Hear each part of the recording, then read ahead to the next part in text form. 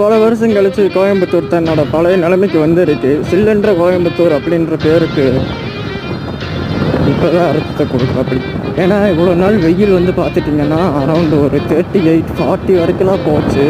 But இப்போ பாருங்கள், திரும்ப தலைமை வந்து குழு குழு குழு குழு குழுன்னு இருக்காப்படி.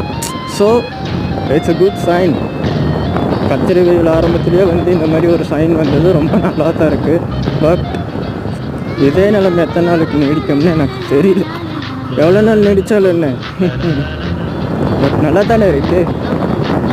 சூப்பராக ஒரு குழுக்குழுன்னு ஒரு காற்று, கோயம்புத்தூர் மக்கள் மற்ற மகிழ்ச்சி, இதெல்லாம் வேறு லெவலுங்க. மேலே எப்படி மோடம் போட்டிருக்குன்னு பாருங்கள் மேலே. ஸோ